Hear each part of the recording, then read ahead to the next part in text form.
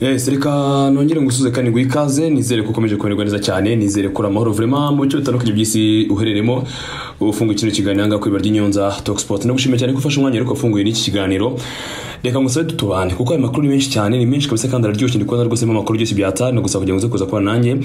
tuganire kuri aya makuru ubundi tuyaganira twebwe njye naho nzamwe mbabwire gusa nigendere mbashaka ko tuyaganiraho cyane reka mbere ko nkuru y'umugabo witwa Ian Redman Yamunda kumugarukaho cyane n'umu analyst kuri Sportsman yavuze ngo Marcus Rashford yarongeye umuntu wo kudashidikanywaho atavuga igisigaye cyo kwibaza ese Manchester yamaze kumubonamo nka nimero 9 wa nyawe icyo ni ikibazo cyo kwibaza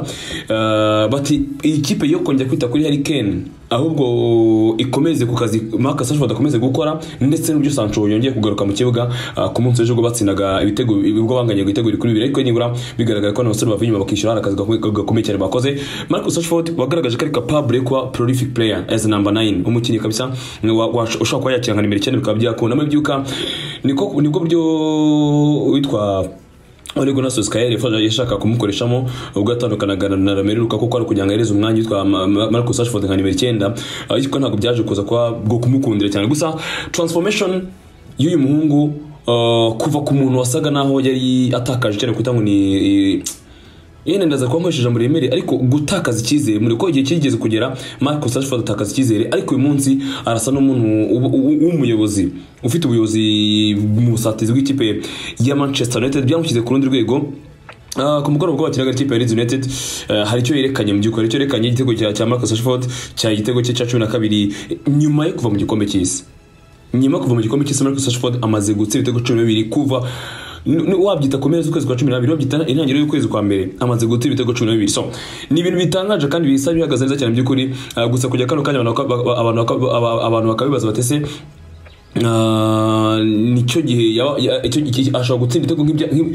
hari n'abatangiye kuvuga ngo yabagiye gutsinda ibitego nk'ibya Eric Cantona Rashford utarigeze acraiminga cyangwa se agira ukuntu abatangiye kumujyanya na Eric Cantona avuga ati afite icyo bita ngo natural genius afite ubuhanga buri naturel atatiye atize buri naturel atariko bigasaba ko improvinga nkuko Eric Ten Hag ari kumufashamo kujya kano kanya nk'ikintu kijya kamera cyane kumukoresha cyane so ni umusore kugerageza mu by'ukuri kongera kugaruka mu bihe by'ijyanye byo muri equipe ya Manchester United and of course uko Sir Alex Ferguson yari afite Eric Cantona batangiye kubigeranya nuko Eric Ten Hag afite witwa Marcus Rashford afite kuno batangiye kubigeranya bijyane no kwitwara kujya kano kanya abantu basore no ku mpande zombi umwe afitwe na Eric Ten Hag undi akaba yari afitwe na Mose Ferguson so kujya kano kanya rero abantu bakaba batangiye kubibazo cyane bavuga ati se igihe cyabaye kingi cyo kugira ngo natangiye gutanga umusaruro gusa kundi ruhande kuva Ten Hag ntabwo dushobora kubigereranya nuko Rashford yari ameze mbere ko Ten Hag mu by'ukuri uyu munsi biragaragara ko tushe za Marcus Rashford nko ku munsi w'ejo ngira ngo nikora kano gafoto ndi kugaragaza kujya kano kanya yakoze tushe 48 ku munsi w'ejo akina n'ikipe ya Leeds United umusore wakoze cyane mu by'ukuri mu buryo bugaragara cyane ku munsi w'ejo tushe ziya kuri 48 zose kabisa nizo Marcus Rashford yakoze so success Rashford muri sezo ifite ukuntu yatangiye ifite impamvu zayiteye ntabwo twabitinda ifite impamvu zagiye zitera ntaza kuza kubireba cyane bakirimo nk'aba Jandro Garnacho ku munsi w'ejo kuwa gatatu bari batangiranye mu kibuga ndetse na Marcus Rashford ariko Garnacho agatangira ari Marcus Rashford agatangira ari buryo umuntu ukubona ko ari gukora ariko ntago ari gukora cyangwa se ntago ari gutanga ibyo yaramaze iminsi atanga cyangwa se amenyereje abantu mu by'ukuri gusa umukino byagendaga bihinduka Rashford aza kwisanga bibaye ngombwa ko akina nka nimero 9 ku munsi w'ejo aho yarakeneye kugaragaza ko ari umuyobozi w'ubusatirizi urimo muri Manchester kujya kano kanya Manchester ikora comeback y'agatangaza ikora comeback nziza cyane mu by'ukuri muri position nziza banayifashijwe none umusore twa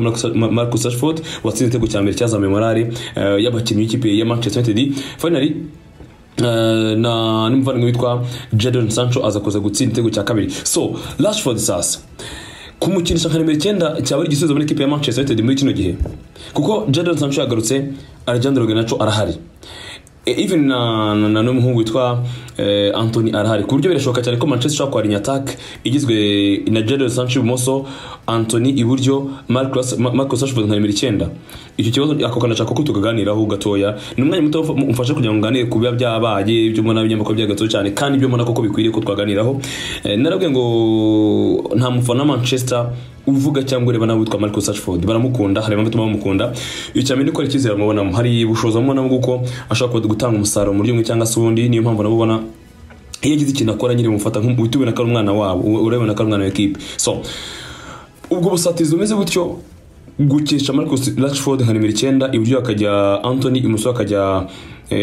Jadon Sancho, yaba ari shwa nziza biramutse bibaye gutyo, kuko impamvu mbivuze gutyo nuko abantu batangiye gutekereza ko ashaka gukina nka nimero 9 kubera umutwe yatsinze ku mugoroba. Yatsinze umutwe kumwe n'umudefenseur yakoza peri di ballon kuri centre yahawe na Diego Dalo, atereka ku mutwe umupira ujya mu izamu. So byatumye natangiye gutekereza sasa Marcus Rashford yakina nka nimero 9 mu by'ukuri bikagenda neza, iwaba ari umwanya mwiza, nibwo yatanga umusaruro kurenza uko se yakinaga ku mpande. So ako na kantu yifuza ko tuganiho gatoya, ujye muri comment uze kuza ko muri uko bitekereza ku ruhande rwawe. Uramutse warinye iyo trio ukuntu biteye production ya Jadon Sancho bigaragara ko yongeye kugaruka ku mukinnyi tumenyereye ibumoso cyangwa si buryo uryana wirukanka ucenga ukora inde ushaka gutera mu izamu. Ntago biraba cyane yatsinze ko ku munsi w'ejo, ariko ni match ya kabiri yaragarutse nyuma y'ibihe bibiri amaze iminsi, ariko buryo yagarutsemo n'uburyo yabaye treated bikagaragara ko byatanga icyizere ashaka kuba umukinnyi wafashe equipe ya Manchester United in case nta kibazo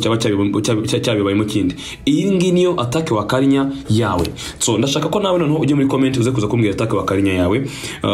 ya Manchester United uko yumva, kuko nazamo naho natangiye gutekereza ko Rashford ashaka kuba muri nimero 9 wabera mu ikipe ya Manchester United. So ni Rashford impere yo kugera akanya wese kwanda w'ikipe ya United wenda ntago nza kuza kubivuga ku bigero ko cyane, ngo ndi kwa like turi kugana kuri no match ku munsi w'ejo n'undi twagana mu gitondo tuyigana kuri Excel still hari birenze reaction naho tukajya no mu byo twabonye twabonesha amaso yacu apana reaction z'abantu, ibi twabonesha amaso turi kugana kujya kano kanya. Well equipe ya United yo muri kino cyumweru Leeds yagombaga kubona umutoza mushya. Icyakora CEO wabo yatubwiye ko byamenye ngo ko bagenda gake kugira ngo ariko umutoza, kuko Carlos Corberan bafataga nka yabo bafataga nka option yabo ya mbere umutoza kipe ya West Bromwich Albion yanze kuza. Umutoza witwa Andoni Iraola w'ikipe ya Rayo Vallecano ngira ngo bafashe urugendo rya mu gihugu cy'Espagne kugana nawe bavaye amara masabata mubonye. So Leeds igasana mu by'ukuri igiye gukoresha mu interim coach wabo kugira ngo abafasha kugera akakanya mu gihe batarabona umutoza mushya. Ariko kundi ruhande ino kipe ku munsi w'ejo nanone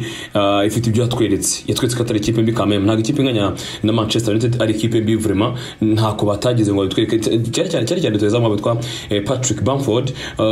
Ni umusore bigaragara ko ashaka kuzarinda Leeds, ashaka kudatsinda igitego it's okay, ariko ni duteza mu bigaragara ko yarinda Leeds kumanuka, yarinda Leeds kuwa mu bibazo byose birashoboka cyane. Ku munsi w'ejo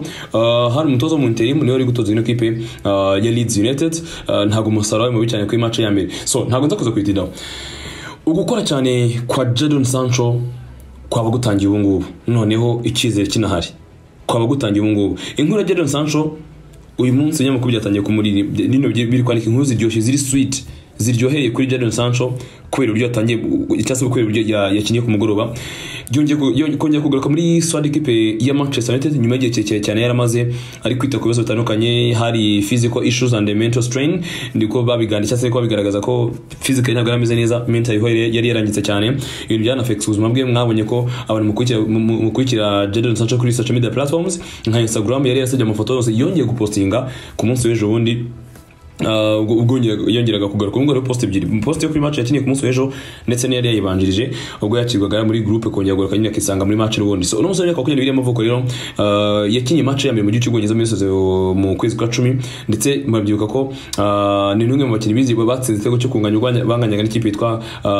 Stretford End, uri kubyumva. So kujya kano kanya ni produit ya Man City by the way, mutaza kuza kugibagirwa burya n'umwana twa Jadon Sancho ni produit ya Man City yavuye muri academy yabo mbere ko ajya mu gihe cy'Ubudage mu equipe ya Borussia Dortmund, mu nyuma akaza kuza kugaruka muri equipe ya Manchester United. Gusa aho yagiye hose umutoza wa Manchester United amugaragaza nk'umukinnyi uri brilliant, nk'umukinnyi bishoboka cyane ko yakongera gushininga akaba mwiza cyane. So, mu magambo yavuze ngo ni umusore uri brilliant, umusore umuhanga cyane, ati aramutse yiyitayeho cyane byashoboka cyane ko yakishyira ku rwego rwiza akaba yaperforminga bidasanzwe. Ntekereza ko biri mu biganza bye. So niba ashaka azabishobora, icyo azashaka azagishobora, avuga Jadon Sancho. Ku ruhande rwa Manchester ariko mu by'ukuri ibyo bakoze barabikoze. Jadon Sancho tushakoze ku munsi w'ejo imbere equipe Leeds ni tushe nyinshi akonaga ko yinjiye mu kibuga simbura agakina kote gauche, uburyo yakinaga ntago byari biri mu by'ukuri tushakoze imbere ya ballon naga ko nyinshi yabaga muri box equipe ya Leeds United cyangwa se mu musatirizi ari imbere cyane ukabona ko biragenda bitanga umusaruro izijya kuri 35 zose yazikoze ku munsi w'ejo Jadon Sancho yinjiye mu kibuga asimbura harimo igitego yatsinze atsinda equipe ya Leeds United cyitego cya kabiri cyo kwishyura. So Ten Hag na Manchester United muri ino sezo bakoze igikorwa cyiza cyane cyo kubashimira uburyo batreatinze umusore witwa Jadon Sancho vraiment bagize neza cyane kandi biragaragara ko bishobora kuzatanga umusaruro already byamaze no gutanga kuko niba bashobora gutanga inota ni imbaraga z'akazi bakoze mu by'ukuri bakamugarura bakamuheza umwanya akarikavaringa akava mu bibazo bibera arimo uyu munsi hakaba hasigaye ikibazo kimwe cyo kwibaza ngo ese Jadon Sancho byasaba iki kugira ngo noneho azasucceedinga muri equipe ya Manchester United byasaba iki kugira ngo Jadon Sancho no abe umukinnyi gusa mutaza kuza kwirengagiza ko ni miliyoni 70 zamuzanye hariya byasabye hafi miliyoni 70 zirenga n'eshanu kugira ngo Jadon Sancho aze muri equipe ya Manchester United. Mani magambo ndashaka kwereka iki ni umwana baramutreatinga nk'umukinnyi wabo like ukiri mutoya ariko still produit yaje batekereza ko ije gutanga umusaruro umusaruro nyine wako kanya produit fini ntabwo agura umukinnyi miliyoni 70 uje kwiga ntibibaho buryo ugura umukinnyi wa miliyoni 70 ari umukinnyi uje kuza kubanza mu kibuga cyangwa se umukinnyi uje kuza gutanga umusaruro. So igihe cyo ni kimwe kuri icyo kibazo cyo kwibaza ngo ese Jadon Sancho aza succeeding muri equipe ya Manchester United. Hanyuma kugira ngo iki kiganiro kibashe kukugeraho neza cyane byagizwemo uruhare na Bismart Rwanda. Bismart Rwanda iduka ryiza cyane bari gufitiye imyambaro myiza cyane abashaka imyambaro yo gukora na sport amajezi meza cyane agizwe kabisa y'amakipe akomeye ku mugani burayi yakomeye yose kabisa ushaka jezi original apana zazo usanga bapapira n'iki byose za fake zango z'amafuti ndakubwiza ukuri jya muri Bismart Rwanda. Bismart Rwanda sibyo byo gufite ko n'amakoti ateye ubwoba y'amasirimu meza cyane amakoti ava muri za Turukiya amakoti ava mu Butaliyani yayandi ujyana mu bukwe yayandi ujyana mu nama none amashati agizweho amadebana kwakira kitu mu byukuri ndakubwiza ukuri korana na Bismart Rwanda ubundi bigufasha mu gweze byose wakifuza ibaza umuntu kugira amakote umuntu gufata akaguhereza jezi wifuza zose kari ku mafaranga make cyane mbabwiza ukuri abanyarwandakazi mu nkuke kano kanya Bismart Rwanda mbahaye rinye y'ahantu wakuri inkweto nziza zigizwe zo kwambara ku makoti amashati y'amusirimu nukuri kw'Imana umenye ko nicyo gisubizo cyonyo gihari cyatuma umuntu abasha kwambara akaberwa yaba jezi nziza yaba n'amakoti yo gukodesha yo kugura byose muri Bismart Rwanda. Bakora hehe? Bakuranga mu mujyi kuri munsi gato ya Centenary House ushaka kwinjira munsi ya Centenary House cyangwa kwinjira ku marembo arebana ni posta ndi bacuza amatelefone ubundi gahunda twazagenda neza cyane muri Bismart Rwanda. Fata telefone amagare 0781 46 48 92 cyangwa 0787 22 Bismart Rwanda bakwatsi. Hari competition ikomeye cyane mu bari bitazamu equipe ya Manchester United kandi ikomeye koko ikomeye tukwera iki Rashford ubwe ku giti cye yamaze kwigaragaza nk'umu top talent hariya Manchester bazanye witwa Anthony Munya Brazil yazanywe na Ten Hag yari insiste muri sametambutse muri zikuru byagoranye cyane kunyanga aze ariko fene byaje kurangira aje umukwezi kwa mbere batekereje kuri Memphis Depay ariko byaje kurangira ataje gusa bacyafite Anthony Martial ukiri hariya bacyafite Alejandro Garnacho ukiri mutoya bana abakinnyi bari nkubwiye hari n'abakubwira ko ngo yashaka kwa yaje muri equipe ya Atletico de Madrid ko nagubyize ko nakagenda. So iyo utangiye gutekereza kuri plan rero ya Manchester United ukabona ko still ni equipe ishaka kongera guspendinga mu busatizi bwa miliyoni z'ama igiye kuza nibyo bigusuzuma bigatuma bibaza ngo ese Jadon Sancho azasucceedinga muri Manchester United. Ni ikibazo kiremeye cyane kuko ibintu musanzwe nketse abakinnyi nk'abane cyangwa batanu bari muri position zihari imbere ari kugaruka kujya kano kanya ariko nubwo yagaruka muri plan za Manchester United nuko muri sama agomba kujya gushaka rutazamu niyo mpamvu bavuga ba Harry Kane niyo mpamvu bavuga ba Victor Osimhen ndetse mu kiganiro cyatambutse nk'icya kabiri cy'uyu munsi cya kabiri cya gatatu hafo sibyibuka neza ariko harana kubwiye ko Tammy Abraham ari mu mibare ya Manchester United muri sama igiye kuso ni umusore uguzwe miliyoni 70 y'amapaundi tugeze kuri Jadon Sancho miliyoni 70 y'amapaundi avuye muri equipe ya Borussia Dortmund ni mu mezi 18 atambutse mubyibuka neza. So kuva yaza ntabwo yabaye consistent mu byukuri ntabwo byigize muhira cyane kugira ngo uvuge uti ndahara rwego ageze kujya kano kanya by'umwihariko Sancho yagowe cyane kuba umukinnyi uhozaho icyizere kiragabanuka nicyo kintu cyamugoye cyane kuko yarajona ko yibura icyizere yajyaga mu kibuga gukorana umusore w'ishayi ngira ngo mbere yuko ndaza kuza gukora ibibazo twarabibonaga ko umusore uri shy cyane umusore ufite ikintu kimeze ari shy afite ari shy bigaragara amaso buri wese mu byukuri twagiye tubibona kuri Jadon Sancho gusa ko yari ko kose ko yongeye kugaruka nicyo kintu cyo kwishimira ijoro ryo ku munsi w'ejo kwa gatatu rikwiye kumwe ijoro ryatuma twongeye kubona Jadon Sancho mushya. So ibintu cyase ino topic nshatse kugira ngo nzane tuganireho ni yarishingiye ku bintu nka bibiri. Marcus Rashford yakira nka nimero 9 aho kandi ndashaka kumuza kuza kama ibitekerezo. Iki ni ikiganiro nkoze ntago ikinenze information ariko ni ikiganiro kandi ikiganiro umuntu agomba kukigira mu ruhare by'umwereka ibitekerezo byanyu ko barabizi ko njya mbiha agaciro cyane nkabisoma nkabibona tukabiganiraho. Ni nk'ibibazo nk'ibiri cyase yes reka byita ibibazo ariko ni nka topics nk'ebyiri ngarutse nshaka mu ibitekerezo. Icyambere Marcus Rashford yakinishwa nka nimero 9 nakagarutseho mbivugaho nabetse ko igitekerezo njye nuko akiri nka nimero 9 Sancho yagiye umoso Anthony akajya iburyo.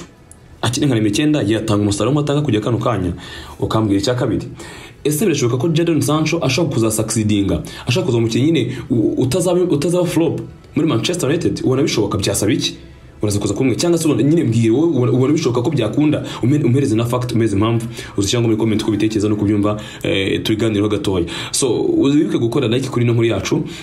niba utakora subscribe ndagusaba kugira ngo uze kuza kuyikora hanyuma dukomeze kubana no mu bindi biganiro byacu bya buri munsi. Nshimira buri wese wamaze gukora subscribe kuri channel yacu YouTube ni igihe gaco gakomeye cyane vraiment ndabyuba kandi ndabikora. So mukanya gatoya information nyinshi vraiment zo nyinshi ndazabona ko nagombaga guheza umwanya kino kintu kugira ngo tukiganireho gatoya tunahana ibitekerezo. So mukanya turazana n'amakuru akomeje kuvuga cyane agezwe mu mikino makuru menshi cyane ntuze kuza kujya kure.